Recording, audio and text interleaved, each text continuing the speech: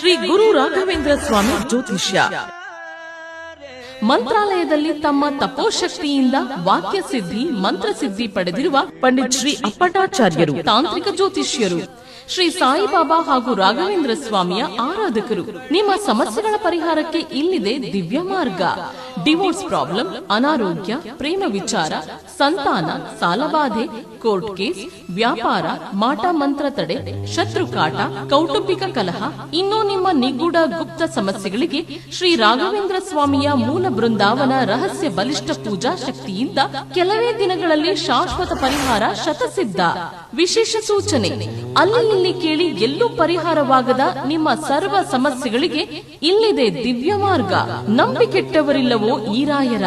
ನೀವು ಬಯಸುವ ನೆಮ್ಮದಿಯ ಜೀವನಕ್ಕಾಗಿ ಒಮ್ಮೆ ಸಂಪರ್ಕಿಸಿ. ಶ್ರೀ ಗುರು ರಾಘವೇಂದ್ರ ಸ್ವಾಮಿ ಜ್ಯೋತಿಷ್ಯ, ಪಂಡಿತ್ ಶ್ರೀ ಅಪ್ಪಟಾಚಾರ್ಯರು. ಫೋನಿನ ಮೂಲಕ ಪರಿಹಾರ. ಮೊಬೈಲ್ ಸಂಖ್ಯೆ 9008111181. ಓಂ ಶ್ರೀ ಗುರು ರಾಘವೇಂದ್ರ ನಮಃ. ಎಲ್ರಿಗೂ ನಮಸ್ಕಾರ. ಇವತ್ತಿನ ವಿಡಿಯೋನಲ್ಲಿ 27ನೇ ತಾರೀಕು ಶುಕ್ರವಾರ ಬಂದಿರುವಂತಹ ಅಮಲಕ್ಕಿ ಏಕಾದಶಿಯ ಆಚರಣೆಯ ಸಂಪೂರ್ಣವಾದಂತಹ ಮಾಹಿತಿಯನ್ನು ನಿಮಗೆ ಕೊಡ್ತೀನಿ. ನೋಡಿ, ಯಾರೆಲ್ಲ ಅಷ್ಟು ಕಷ್ಟಪಟ್ಟು ವರ್ಧಂತಿಯ ವ್ರತಗಳನ್ನು ಆಚರಣೆ ಮಾಡಿದಿರಾ, ಜೊತೆಯಲ್ಲಿ ವರ್ಧಂತಿಯ ದಿವಸ ರಾಯರ ಮುಂದೆ 2 ತುಪ್ಪದ ದೀಪವನ್ನು ಹಚ್ಚಿ ನೀವು ರಾಯರ ಪೂಜೆ ಅಂತ ಹೇಳಿ ಮಾಡಿದ್ದೇ ಹೌದಾದರೆ ಯಾರೂ ಕೂಡ ಈ ಏಕಾದಶಿಯನ್ನು ಮಿಸ್ ಮಾಡಿಕೊಳ್ಳಿಕ್ಕೆ ಹೋಗಬೇಡಿ. ಏಕೆಂದರೆ ನಿಮಗೆಲ್ರಿಗೂ ಕೂಡ ಗೊತ್ತಿದೆ, ಮಂಗಳವಾರ ರಾಯರ ವರ್ಧಂತಿ ನಡೆದಿದ್ದು ಈ ಗುರುವಾರ ತನಕನೂ ಕೂಡ ರಾಯರ ವರ್ಧಂತಿಯ ಆಚರಣೆ ಅಂತಾನೆ ನಾವು ಆಚರಣೆ ಮಾಡ್ತೀವಿ. ಅಂದರೆ ಅದರ ಒಂದು ಅನುಗ್ರಹ, ಅದರ ಏನಿರುತ್ತೆ ಅಲ್ಲ ಶಕ್ತಿ ಗುರುವಾರ ತನಕನೂ ಕೂಡ ಇದೆ. ರಾಯರ ವರ್ಧಂತಿದು ಗುರುವಾರ ನಮಗೆ ದಶಮಿ ಆಚರಣೆ ಬರುತ್ತೆ, 26ನೇ ತಾರೀಕು. ಗುರುವಾರದ ದಿವಸ ಸಾಯಂಕಾಲ ಯಥಾ ಪ್ರಕಾರ ಬೆಳಗ್ಗೆ ಸ್ನಾನ ಮಾಡ್ಕೊಂಡಿರ್ತೀರ, ಸಂಜೆ ಕೈಕಾಲು ಮುಖ ತೊಳ್ಕೊಂಡು ಇನ್ನೇನು ರಾಯರ ಪೂಜೆಯನ್ನು ಗುರುವಾರ ಅಂತ ಹೇಳಿ ಬಂದಾಗ ನಾವು ಮಾಡಿಕೊಂಡೇ ಇರ್ತೀವಿ.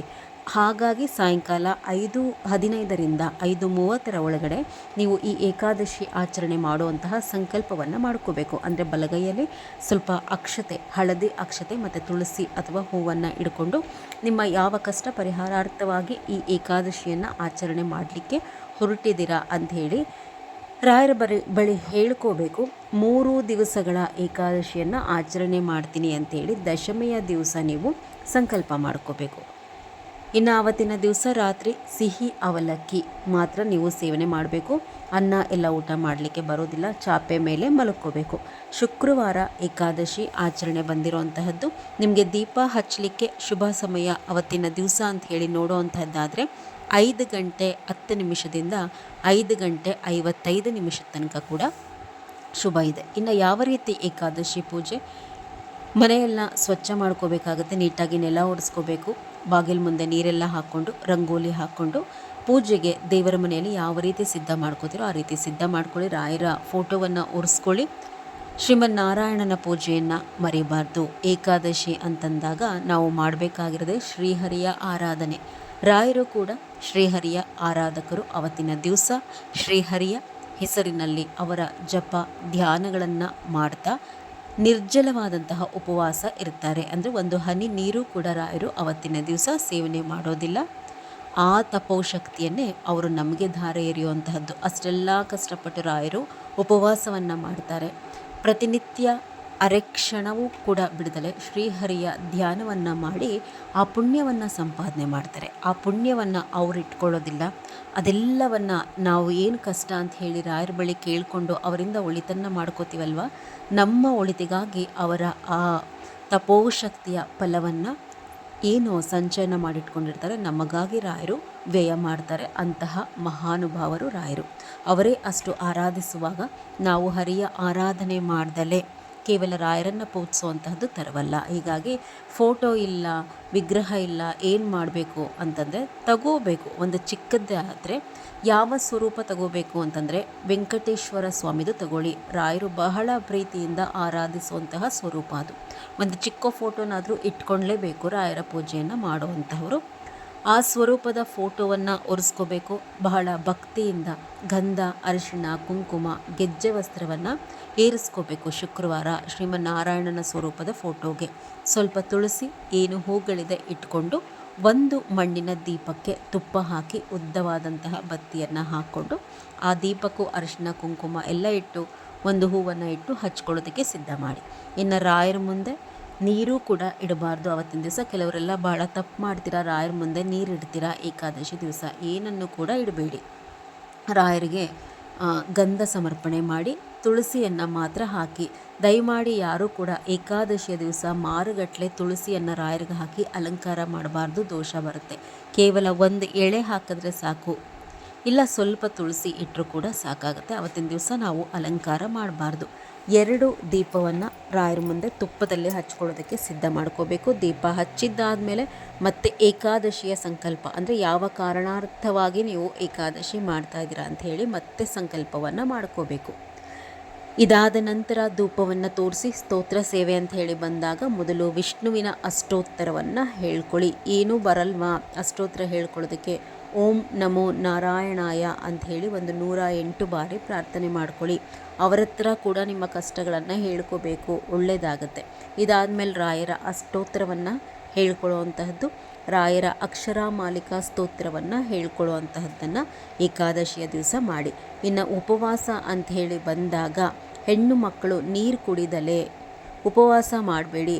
ಅವ್ರು ಹೇಳಿದ್ರು ಇವ್ರು ಹೇಳಿದ್ರು ಕೇಳ್ತಾ ಇರ್ತಾರೆ ಬಂದು ಕಮೆಂಟ್ಗಳಲ್ಲಿ, ಹೆಣ್ಮಕ್ಳು ಆ ರೀತಿಯೇ ಉಪವಾಸ ಮಾಡಬೇಕಂತೆ, ನೀರು ಕುಡಿಬಾರ್ದಂತೆ, ಹಾಗೆ ಹೀಗೆ ಅಂತಂದು ಹೆಣ್ಣು ಮಕ್ಕಳು ನಿಟ್ಟುಪವಾಸವನ್ನು ಮಾಡಬೇಡಿ. ನೀವು ಆ ರೀತಿ ನೀರನ್ನು ಕುಡಿದಲೇ ಉಪವಾಸ ಇದ್ದು ಅಯ್ಯೋ ಅಂತ ಹೇಳಿ ಅಂತಿರಲ್ವ, ಆ ನಿಟ್ಟುಸಿರು ಮನೆಗೆ ತಾಗಿದ್ರೆ ನೀವೇನು ಉಪವಾಸ ಮಾಡಿದ್ರು ಅದರಿಂದ ಒಳ್ಳೆಯದಾಗಲ್ಲ, ಇನ್ನೂ ಮನೆ ಒಂದಷ್ಟು ಕಷ್ಟಕ್ಕೆ ಸಿಗಾಕೊಳ್ಳುತ್ತೆ. ಹೆಣ್ಮಕ್ಳು ನಿಟ್ಟುಪವಾಸ ಮಾಡಬಾರ್ದು. ಗಂಡು ಮಕ್ಕಳು ಮಾತ್ರ ನೀರು ಕುಡಿದಲೇ, ನಿಮಗೆ ಶಕ್ತಿ ಇದ್ದರೆ, ಭಗವಂತ ನಿಮಗೆ ಶಕ್ತಿ ಕೊಟ್ಟಿದ್ದರೆ ನೀರನ್ನು ಕೂಡ ಕುಡಿದಲೇ ಉಪವಾಸ ಮಾಡಬಹುದು.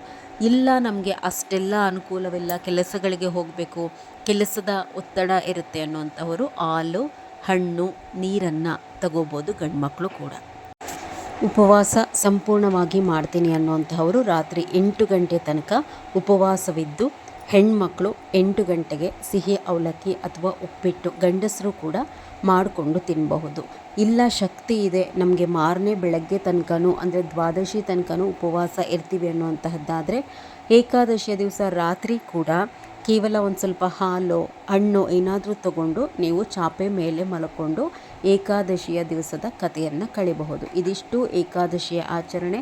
ಸಾಧ್ಯವಾದರೆ ಏಕಾದಶಿಯ ದಿವಸ ರಾಯರ ಮಠಕ್ಕೆ ಹೋಗಿ ರಾಯರ ದರ್ಶನವನ್ನು ಪಡ್ಕೊಂಡು ಬನ್ನಿ. ಇನ್ನು ಶನಿವಾರ ದ್ವಾದಶಿ ಬಂದಿದೆ. ಶನಿವಾರ ದ್ವಾದಶಿ ಬಂದಾಗ ವಿಶೇಷ. ಹೀಗಾಗಿ ಮತ್ತೆ ರಾಯರ ಫೋಟೋ ಮತ್ತು ಶ್ರೀಮನ್ನಾರಾಯಣನ ಸ್ವರೂಪದ ಫೋಟೋವನ್ನು ಒರೆಸ್ಕೋಬೇಕು.